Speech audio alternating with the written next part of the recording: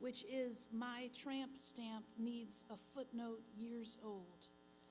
I have circled back, entering a sort of informed childhood, place where I can let my fat overflow and wear running shoes with dresses while relishing my newest moniker, not MILF, but woman of a certain age, woman abandoned by decorum who voices beliefs and pet peeves so deeply tamped down their release is almost sexual. All lapdogs get on my nerves. Today's students whine too much, and to hell with high fantasy, The Hobbit most of all. I can finally say to the mystic crew of mansplainers and the flag-happy truckers in this Malone LaBay wonderland, nobody's treading on you, sweetie. And even though putting it in a poem is barely saying it at all, I feel brave and sort of emboldened, and I wish I had started sooner so there might be a spot for me in the Zero Bothers Hall of Fame alongside that woman at Walmart who caged her own fit-pitching child with an inverted shopping cart. Chaucer knew the sensation of yodeling down the mountain on the shorter side of days, the life so short, the craft so long to learn. Let the world be what it is, a dumpster fire where robots write the poems. As for me, moody grandam of fickle tastes, I demand that my chain letter to the world be forwarded to as many people as possible before it self-destructs, before I do. I'm cranky already, stitching curse words in silk, shimmering proof of my ill will. It won't take much, a pinprick would do it, to send me over the edge.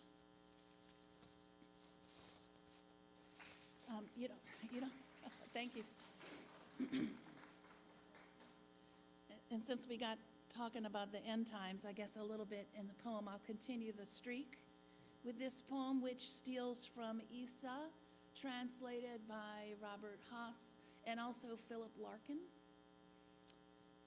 It's called Day Drinking at the End of Days. Everything is on fire, but I feel about average thanks to the Larkin plan, which is to work all day and get half drunk at night.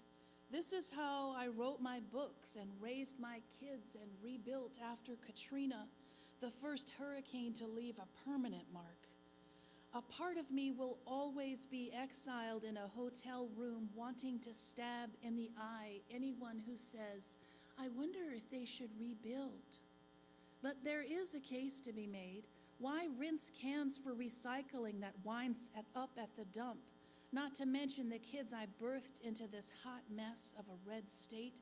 No amount of green or bayou fog can ever make up for it. There are literal pilots dive-bombing pesticides, not to mention the open secret malicious stonemason who made a house call to say he has our back. This was pre-insurrection, so I thought he was being friendly despite the moat of mean dogs patrolling his compound. But now I wonder if it was a sign, as when a cardinal slammed into my car, his soul released in an upward blast, a feather bomb.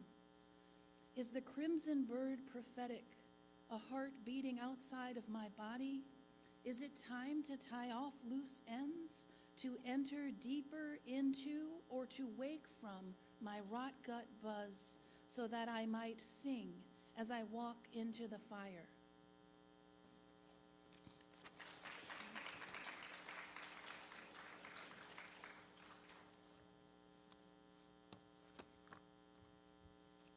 Maybe it's something about this weather that has me thinking a little bit about hurricanes. This is called Big Shot. Look at me, refugee, evacuee, prancing with rhinestone sandals into my new world of Cleveland, Mississippi, ready for the royal treatment even at the hardware store, which I ambushed one morning at the local man's hour of 6 to score an 8,500-watt generator without even asking the price. Ketchup, mustard, gas cans, chainsaws, a hunting knife with a compass and a well for waterproof matches in the handle, acres of blue tarps, certainly everything I might need in the wetlands once my home. It took a half hour to add it up for background noise, a fizz of distress from the radio, but I couldn't let it get me down. I wanted to live, and so far, I was first in line. The LaFleur brothers took my money, but otherwise, good luck picking up the check if you roll in with Louisiana plates. On seeing mine, they must have thought, as I did, Mandeville used to be on the lake.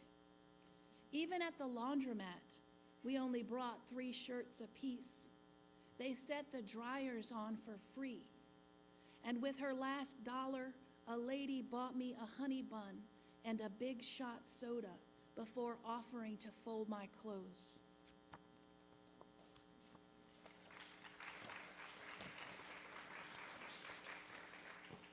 Too many of us know what that feels like, huh?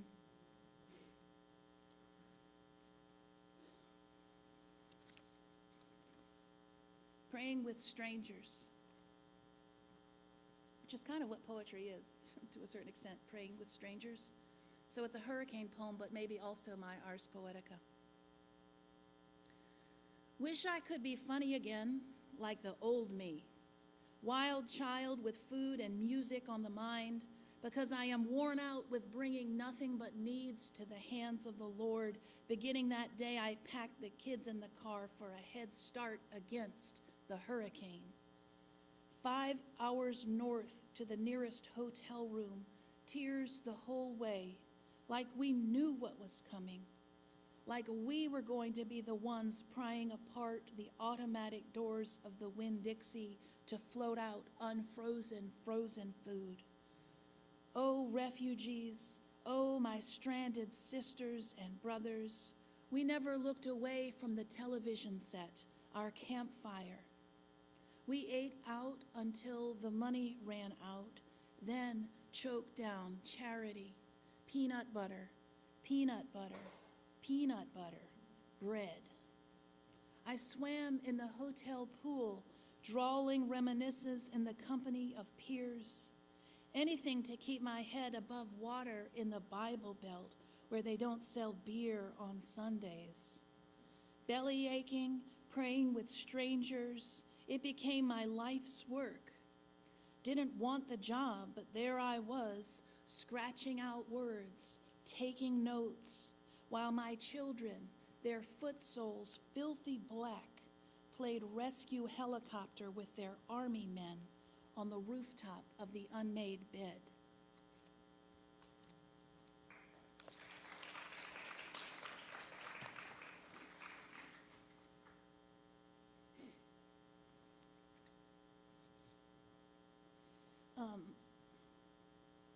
I hate the phrase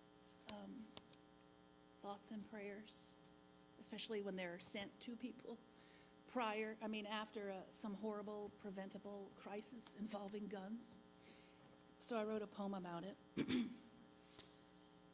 And interesting fact that you all will relate to in this poem, I was writing it on Mardi Gras Day, I remember, because I had it in my bead bag with me, and Bloody Mary spilled all over the poem. And then a shooting happened the next day on Ash Wednesday, which worked itself into the poem. I had not been writing about that, but this is one of those examples where life breaks its way into something that you might be working on. It's called Our Lady of Thoughts and Prayers. I'm the weary saint of those who sorrow least. Wind in white flags whistling from a better place. Puddle-skinned, one of the drowned, part beast. I'm your hothouse hope, your gasps, your crawl space after the levees break and while the shooter aims. My cult distributes cardboard meals. My cult links arms lights votives in the street. They sob 10 deep in schoolyard vigils, clutching at love and light, their idols. I'm the banshee conjured by the battered world. I'm the banshee conjured by the battered world, clutching at love and light, their idols, while they sob 10 deep in schoolyard vigils. My cult links arms, lights votives in the street. My cult distributes cardboard meals. After the levees break and while the shooter aims, I'm your hothouse hope, your gasps, your crawl space. I'm puddle-skinned, one of the drowned, part beast. I'm wind in white flags whistling from a better place, the weary saint of those who sorrow least.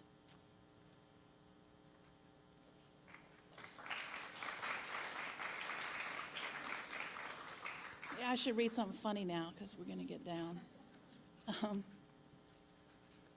This one's called Apology, and I just lost the page number. But anyway, it has Mardi Gras in it, so I know that some of us at least will relate. I used to march in the Mardi Gras band at school, but I wasn't in the band I wanted to be in. I wanted to be in a cool band, not one that played show tunes, which is what I was in. So no matter how big the pom-pom on my majorette boots, it just wasn't enough to make up for the fact that my band was totally uncool. Apology. Why did I pretend to hate bunking at Rosaryville for band camp? My fixation on whitewashed Jesus in the Sisters' Cemetery was uncool. I pretended to choose that path so I could sneak cigarettes and conjure my pranks in peace. My grandfather taught me to rub a bar of soap over my double-socked toes. Thanks to that hack, I could march forever in my majorette boots. He also trained me in Marine Corps hijinks, and it was my pleasure to muffle a trumpet solo, to hop out of step on purpose and keep it up for miles, just to see the sisters scowl. I loved Mardi Gras, the parades, mammoth breasts painted with faces, the crowd adorning me and my horn with beads that looked like fun-loving rosaries. When I made up things to tell the priest they sent in to hear confessions, more than the lies, my intent was to make him feel useful. I was clueless then, and only a few years removed from having tangible regrets, like that night in a honky-tonk when I struck a match on my zipper to keep a creep at bay. I knew my plan backfired when he leaned in and whispered, "Hot pants." These days, drink in hand, I boogie when the marching bands pass. I don't know exactly what I'm sorry for, but it's bothered me my whole life.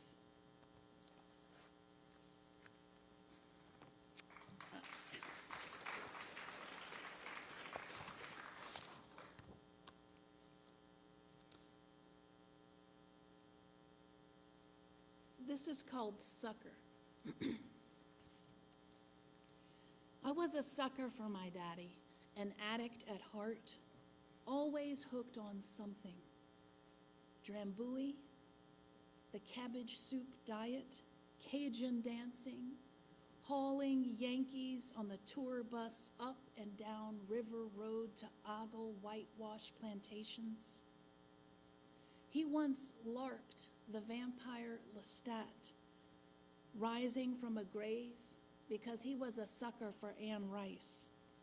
He was a sucker for Wixon sticks, specifically candles shaped like Buddha, and apartment living after his divorces. He went hook, line, and sinker for self-help, especially Dianetics, and though his toenails blackened, he ran across the longest bridge in the world. Twice. Then he took up ballroom dancing. He was the world's best drunk, and after he dried out, he was a sucker for AA.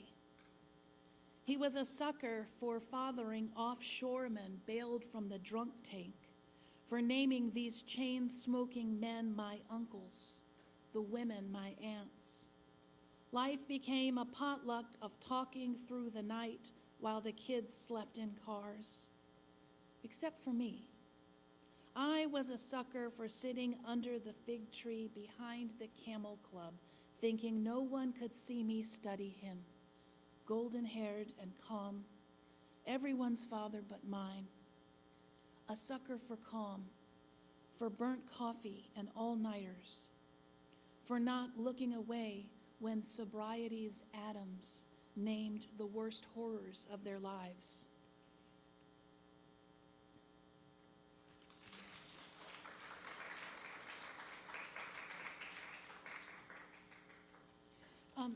I'm a big fan of tattoos. I love tattoo art. And I mean, I love high and low tattoo art. If it's in the Museum of Skins, I like that. If it's been covered up because the name's changed, I like that. I like all of them. I might even have a special affection for badly done tattoos, because it's just a never-ending pool of things to look at. This is called Our Lady of No Regrets, and you know why it has that title, because it's regrets spelled wrong. I have a friend who's a tattoo artist, and if people want something in words tattooed on them, they have to write it out and sign it before he will put fat, P-H-A-T, anywhere on your body. So anyway, he's doing his job to prevent these bad tattoos. Our Lady of No Regrets. Our Lady of No Regrets, prevention of bad tattoos must be your side hustle, a part-time ministry. With respect, Queen of Inky Heaven, a few too many permanent atrocities have escaped your intervention.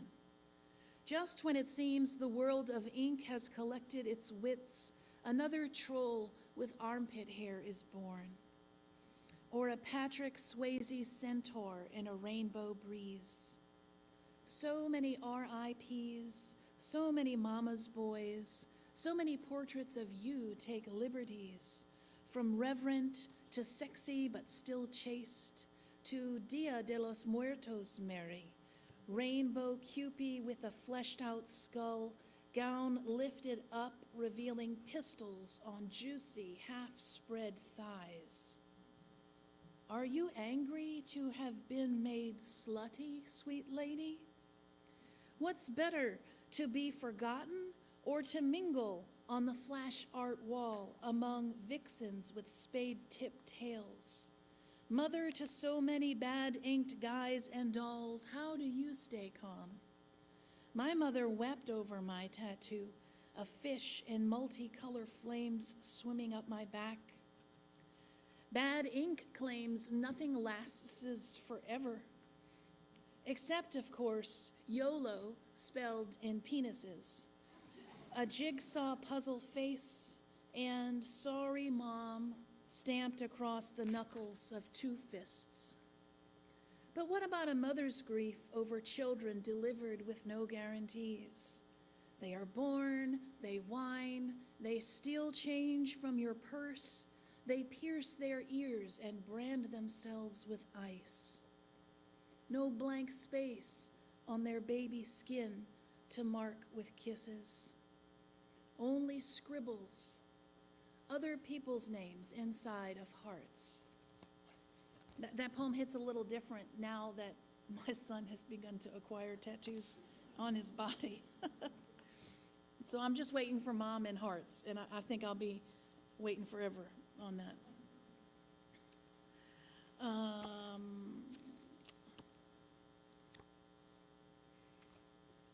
For some reason, I've kind of forgotten what I wanted to do. I learned how to paddleboard over the summer, and I was so proud.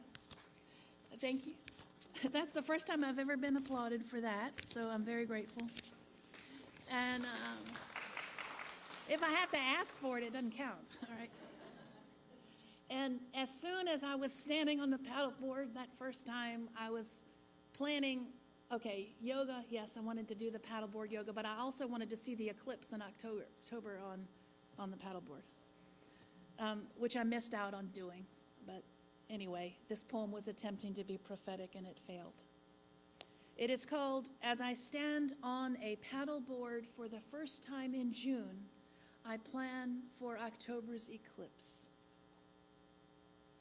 And this steals from James Wright, if any of you are poets in here. Knowing full well the folly of counting on tomorrow, I resolve to be on Bayou Castine for the eclipse coming in 100 days. I've got solar glasses and a flashlight to wear around my neck, and I'll pack a flask, because if you're not reading boat names and sipping bourbon on the bayou during the solar eclipse, why even bother? But now it is summer, and I live for darkness where it is cooler, roaming the yard in board shorts and Crocs. How do I, who barely have my balance, dare dream of gliding among cypress stoic in black waters? Tonight's crickets salute the thunder moon. Those that will sing their confusion to the future have just taken root.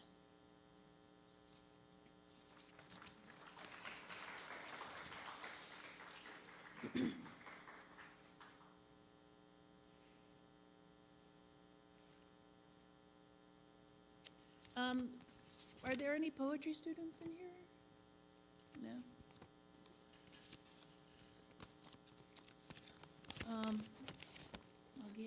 Well, do you want a lesson or do you not? We're going to have a lesson. Lesson. Yes. Okay. Sometimes I like to write in forms in my poems. In forms just means that I'm following a really specific set of rules, and they can be as specific and hard as possible, or maybe loose. It's a fun way just to kind of see what you can make language do. So did you have a question? Because I'm happy to answer your question.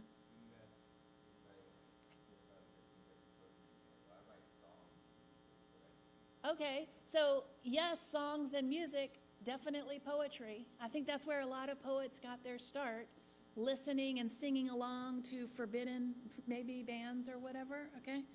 So absolutely, we're totally on the same team. This poem is called a Trenta-Sei, and that's really just a fancy way. It's not even a fancy way. It's just how you say 36 in Italian. So if I give you a pop quiz right now, you could probably tell me how many lines are in this poem. 36, yes, okay. And it's in 6-line stanzas, and you'll hear as I read through it that I'm working on some repetition. So you'll hear me kind of repeating lines. And it's about all of the fun times I had at the all-girls school that I attended not far from here. This is Trenta-Sei, Our Lady Devoted to Avoiding the Occult. I hid my jitters, touched a tarot card with questions from the soul behind my eyes. I hate vague responses, how they uproot bad memories of Catholic school, the nuns' naysayer listing wonders they forbade. In a nutshell, pray to Mary, close your legs. I have questions for the old soul behind my eyes. I had my palm deciphered. She was wrong or drunk or both. I lived past 29, but I was spooked, expecting the end to call like some Cassandra foretelling my own demise, nobody paying me any mind. I hate vague responses. They uproot doubt and I freeze, unable to take a step. I'd rather fate shake me by surprise or pay my quarter to the machine, listen for the whirring inside before Zoltar spits his answers out like prayer cards at Catholic school. The nuns were so quick with penalties when I confused my plastic rosary for Mardi Gras beads. The sad part is I was trying to be good. I believed in veritas. I wanted to kneel in flowers and say the words. The naysay nuns did nothing but forbid. I wasn't allowed the sacrament, and they loved to march me to the altar with arms crossed in shame. I wished a wasp beneath each habit stinging, and them in unison taking the Lord's name in vain. In a nutshell, pray to Mary, close your legs. That's all you need to do to be redeemed. Of course, no voodoo, no Marie Laveau, no Ouija board, no Scientology, no horoscope, no cemetery dirt. Everything's off limit, even tarot cards. So I guess now I do have something to confess to that priest.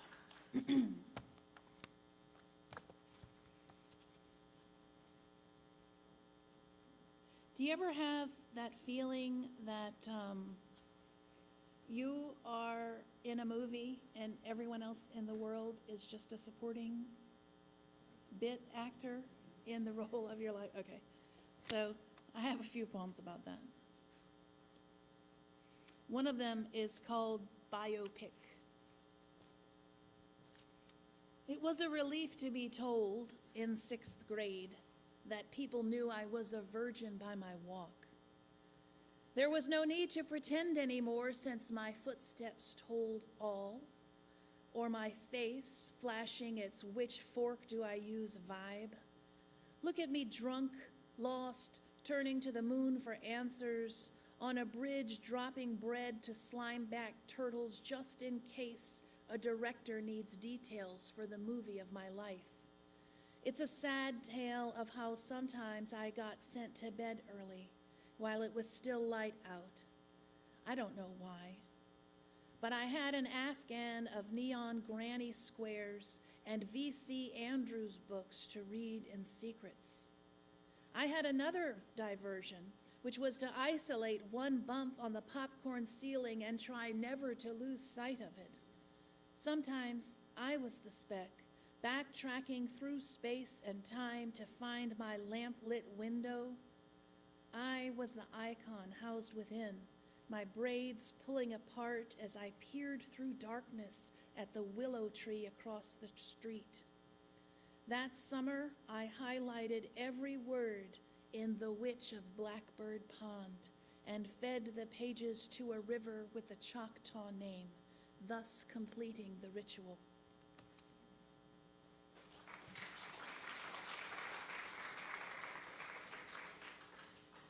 This one's called Bildungsroman, which is just a fancy way of saying coming of age. So I'm kind of breaking that rule where I think poetry should be easy to understand and accessible.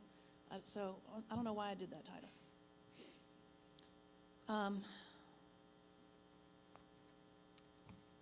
bet all those girls that were mean to me didn't know that they were going to get dissed in poems on TV, which they're probably not watching. Bildungsroman. Awake, asleep, I don't know what I was in childhood, feeling things deeply or not at all. It was a bad time for secrets. Kudzu laid hands but failed to cleanse me of the cruelties I exacted and received.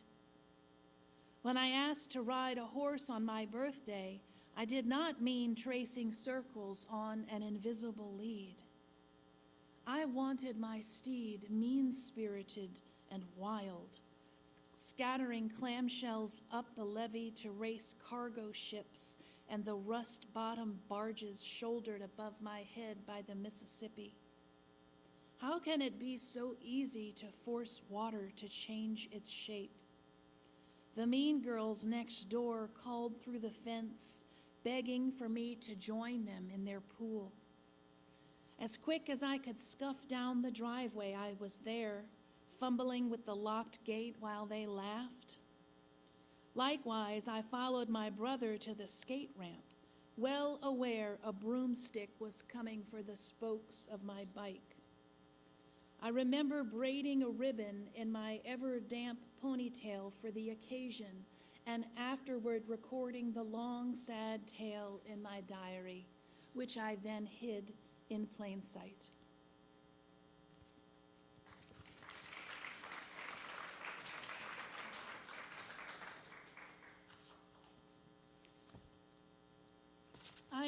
I want to leave some time for questions, so I think I will close with this poem, which is called Our Lady of the Flood.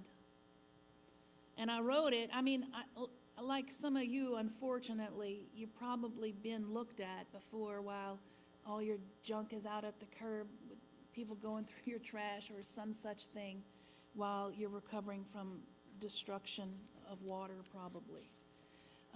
When this happened in Baton Rouge in 2016, I had the odd experience of being a spectator, and I don't want to be a spectator of people in this sort of crisis. I know what that feels like.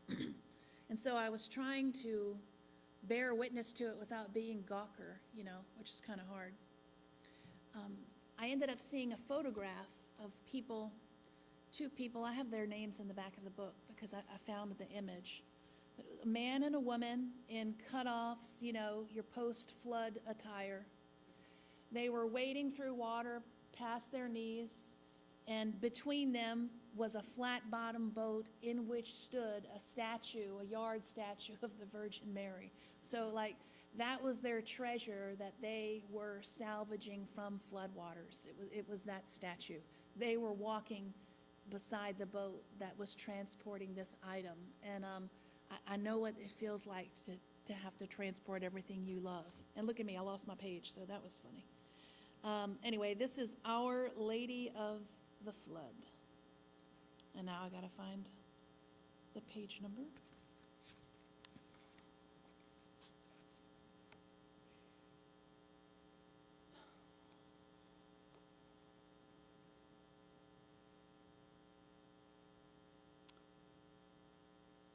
I don't know what is wrong with me.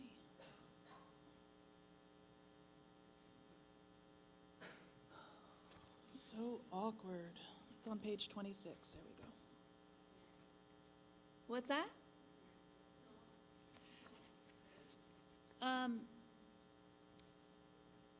It would be better if I could just turn to it, though. I'm working towards it. Our Lady of the Flood. Lady, is that you with a citronella halo, ghosting the mud milk waters with a laundry basket of kittens in one arm? You are no mythic Saint Medard, sheltered from rain beneath an eagle's wing, but a hands-on angel of the earthly kind, sweaty, with a burden of buckets and bleach, sure-footed through labyrinths of debris. You take meals in church parking lots, thankful for whatever is served. Some saints are untouchable behind glass, but you ride in open boats with mildew on the edges of your gown, a calm commander of the Cajun Navy's fleet. Your devotees worship outside in a circle of ruined pews, no incense but bug spray. Their voices a cappella because the music of the drowned piano is too sad to sing to. They remain faithful because you are the one constant, honored in front gardens and kitchen shrines. You with your shrimp boots and rubber gloves. Without flinching, you lead and they follow, walking on water in the safety of each other. Thank you very much.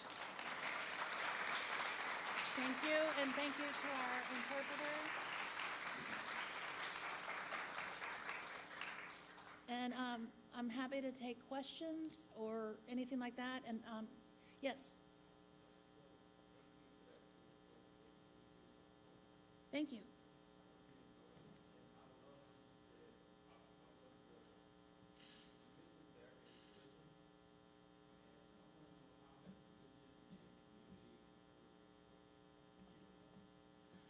That's a great question, which was how has religion and community influenced my poetry and my life? Is that okay?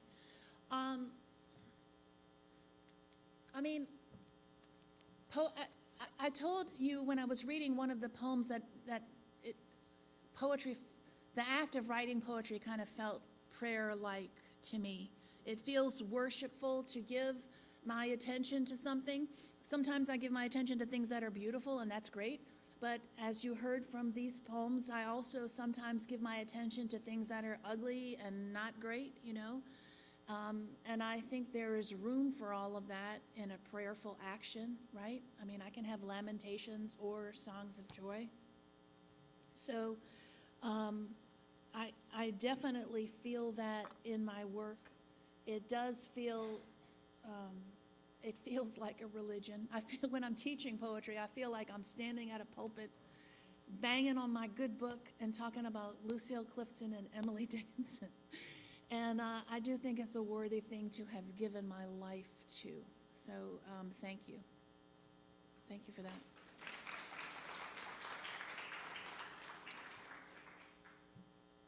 If I don't see you, I do have lights in my face, so you might have to make like a large gesture. Yes.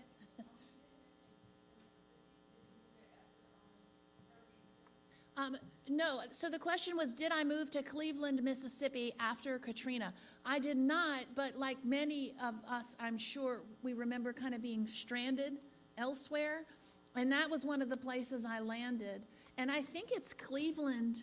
We were bouncing between hotels. You know, everybody's got their horrible story about this. But I think Cleveland has a Kermit the Frog museum. It could have been some other, it might have been Springfield, Mississippi that had that.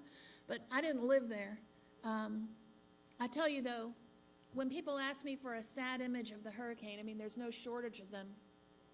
But one of the things I remember is something I saw in Cleveland, Mississippi in the lobby of the Holiday Inn where we were staying.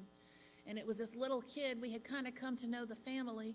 He was wearing a pair of red sweatpants and jet black dress shoes, waiting for the school bus to come pick him up to start school in this new strange place. And that just hurt me because, I mean, that's not the correct thing to wear, right, to go to school, and it's coming to pick him up at the hotel lobby. It was just the worst. So I didn't live there. Tell us a little bit about the Louisiana Poet Laureate program, how you became a Poet Laureate, and what do Poet Laureates do?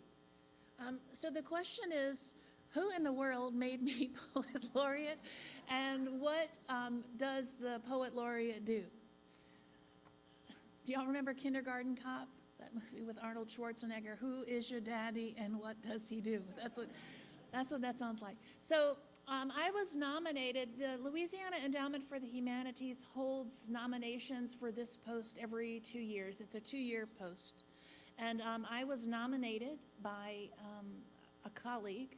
And I was like, sure, that would be awesome. I would love to be nominated. And then I had to put together a packet and get letters of people to say that they recommended me. And then that goes through some committee behind closed doors, and they forward names to the governor. For me, it was Governor JBE, John Bell. And then he chose the Poet Laureate. He chose me from that group, which was a shock. And then I got a phone call, and you know how it is when an unknown number shows up on your cell phone? I was like, hello, you know? And it was Miranda Restovich from the Louisiana Endowment for the Humanities bearing this news. And so I had to very quickly turn on the charm to make up for that very rude answering of the phone that I did. And on paper, my job is to travel the state and raise the profile of poetry. Which sometimes means things like this, like meeting in a group and reading poems and taking questions. But it also sometimes means doing writing groups and workshops. I'm supposed to be headed to Angola in a month or so to work with the poets there in their poetry program. So it's all different kinds of things. I would love it if people in Louisiana realize that the ground they stand on is kind of holy, to go back to your question, and even if it's on the West Bank, right?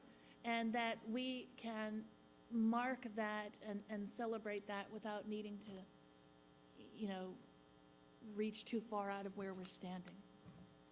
So.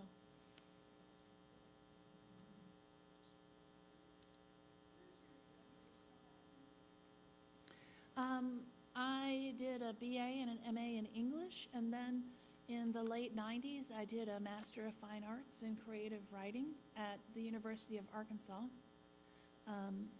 I studied with a number of wonderful people, but the one that I hold in my heart near the top was Jim Whitehead, who was a wonderful poet and human.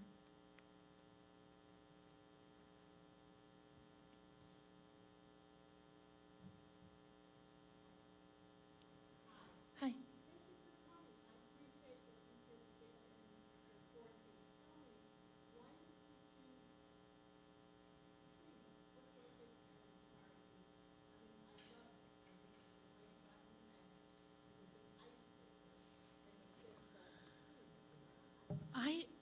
I mean, who wants to write those poems, right? And so I didn't read, there's one Katrina poem that I usually read, and I just didn't, because I didn't know if there were people in the audience who had heard me before, and I was trying to do maybe fresher stuff. But the name of the poem is Ode to Contractors Possessing Various Levels of Expertise. So I wanted y'all to laugh because I got too heavy, so maybe I should have read that one. But the poem started out as a catch list. It was me going through my house after who knows how many sets of people had been through not doing what they were supposed to do. And, you know, you're supposed to have a catch list of all the stuff that they need to finish before they get their money. But I kept doing it wrong, and the money was going out, and the stuff was not getting finished.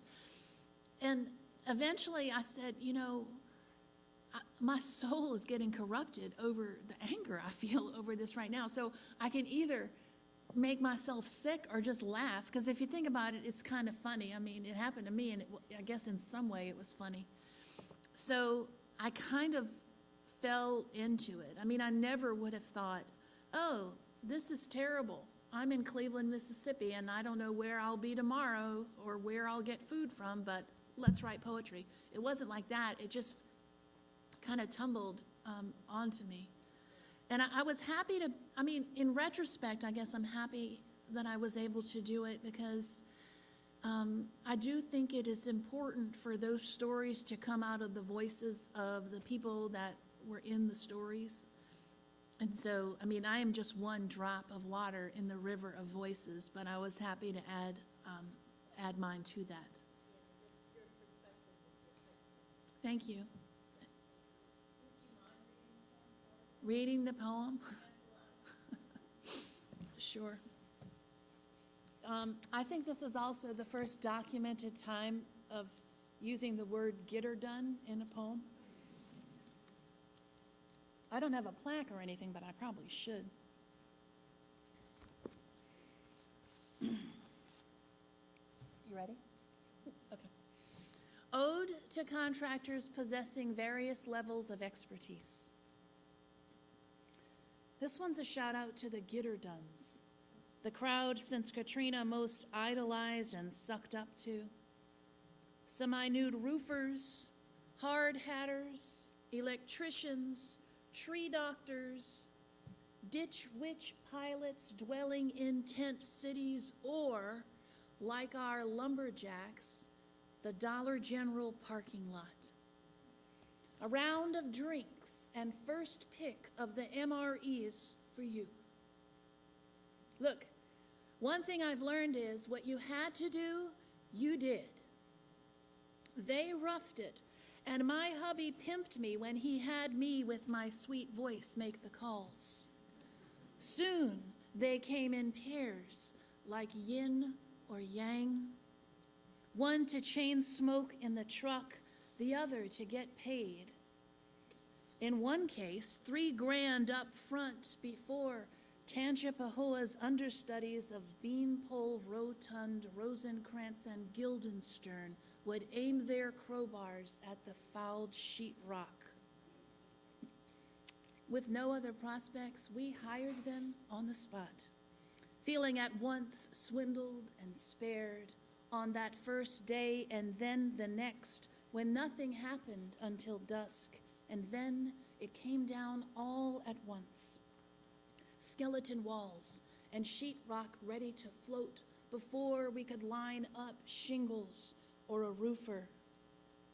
Sometimes the vision doesn't translate to the page. I'm not even sure I'm mad with them for soaking brushes in my Calphalon roasting pan and deciding we'd be fine if they used the toilet as an ashtray. Boys will be boys. They finish soon enough. Maybe because we were nearing the end, I liked the last ones best. Scientologists out of Lafayette that we hired away from a neighbor. I learned to barter with this crew. Long necks for long-lost secrets of the split jam door. We had a routine going. Morning call at 6 in our kitchen, coffee and chicory, kiss the shakes goodbye. One day we had the photo albums out, looking for a background shot of where the plastered over phone jack used to be. Like children, like the rest, they moved along and never call. A fiction, what I knew so well. No proof but dirty thumbprints and memory of their tattoos which slurred, "We're into knives." A broken record, the blue lines of their body art. Dagger, dagger, dagger, dagger, heart.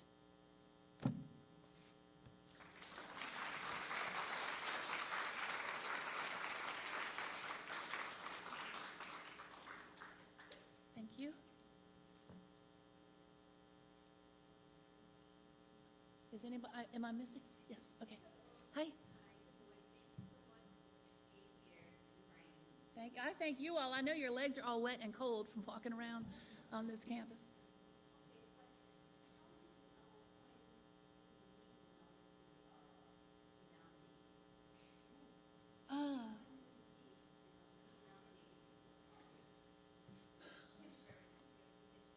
So I had to send in a packet of work, and I think they asked for 8 to 10 pages. Most of my poems are short, so for me that meant 8 poems or 10 poems. And I don't remember the guidelines exactly. They are on the LEH website, so you can see exactly what they say. But it says that, like, you have to have some record of publications or something like that. But I don't remember the exact details, but I do remember that with my manuscript, I sent in 8 to 10 poems. Okay.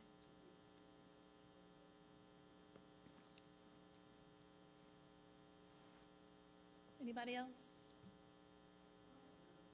Yes.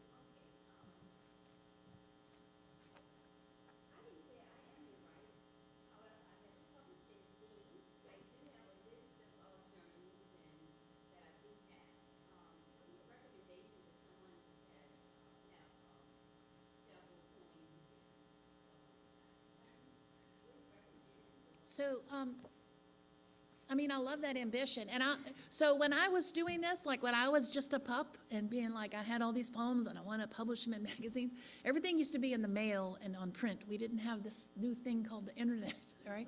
But now you do, so it's a lot easier to read poetry and to find poetry that you like. There are so many journals that are just online 100%.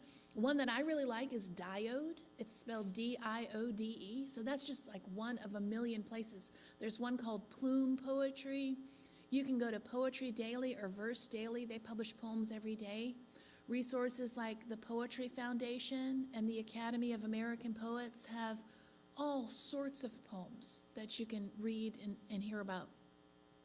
Also, if I would read a book of a poet that I liked, I would see where that poet was publishing their work, and then I would want to read those journals and submit to those journals. But, excuse me, for someone just starting, I would advise you to go to this website that's called New Pages, N-E-W-P-A-G-E-S,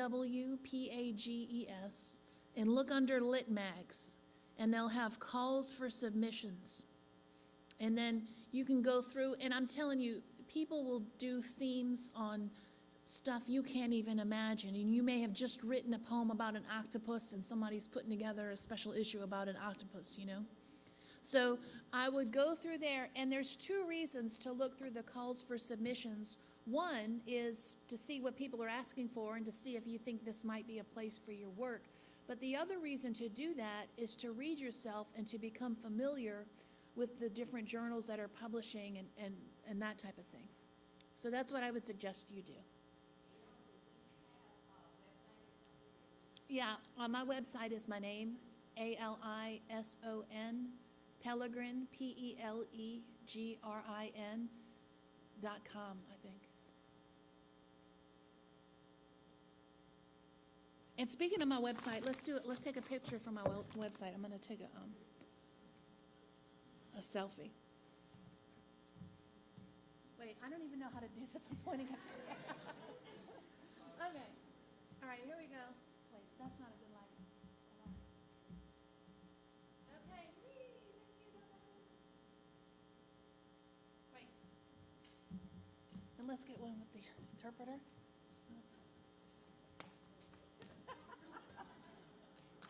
Okay. Send me those. What? Send me those. Okay, they're not very good, I promise. Newsflash. So we've got king cake? Yes, thank What you. kind of king cake? Thank If you it's for- Walmart, I'm not staying. Thank you for coming, including those who are watching on YouTube. We have coffee and king cake in the lobby, and Ms. Pelegrin will be out to meet folks and maybe sign some books for those who are interested in a few minutes. Another round of applause for Alison Pelegrin. Thank you. Thank you.